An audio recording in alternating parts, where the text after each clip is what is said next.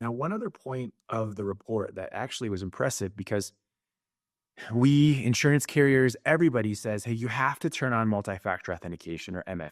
And I think you and I both would agree that if you can do nothing else, at least do that. But your report mentioned that one of the newest attack vectors is to bypass that through session hacking. So talk a little bit about that.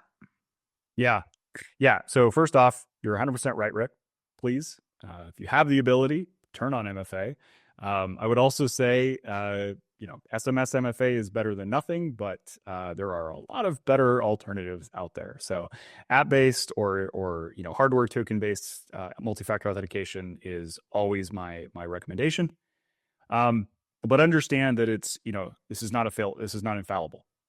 These are good techniques. They'll stop some percentage of the attackers or attacks that you're looking at, but they're not going to stop 100% of them. And what we're seeing a lot is an emphasis on the theft of authenticated tokens, so authenticated cookies typically, that are still valid. So essentially, to kind of walk you through what this looks like, as kind of a standard workflow, criminals will launch, say, info-stealing malware. We talk about, say, Redline. It's recently in the news due to Operation Magnus.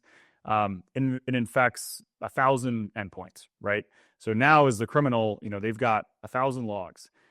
There's a whole ecosystem of software and services that kind of back up that process and can parse through this massive amount of data. 1,000 is kind of understating here. Usually it's like 10,000, if not more, and pull out things that are valid, session tokens that are valid. And then, the next step is that criminal will, let's take the case of an email token. They just tend to be valid for a long time. They can take that, they can use, an so-called anonymity browser. Maybe they'll use like a residential proxy. So they, come out of an IP address that's close to you. Maybe it's even your IP address, right? Look more like you. And they're going to pass that token to that website. And, the reason we call this session authentication bypass is because there's really no authentication happening, right? That cookie that the criminal passes is already authenticated. It came from a successful authentication attempt by the legitimate consumer. So from the perspective of the website, it's no different than you or I refreshing the page, right? Here's the person again. They gave me their token. It's valid. Let them right in. Why that's so dangerous, going back to that example of an email inbox, think about the things that are in your email, right?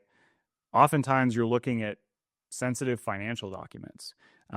You can enumerate all of the other accounts likely in your environment through your email. You get emails from them. Hey, there's a notification from GitHub. Somebody, starred your repository. Well, now I know that you have GitHub and I know your username, right?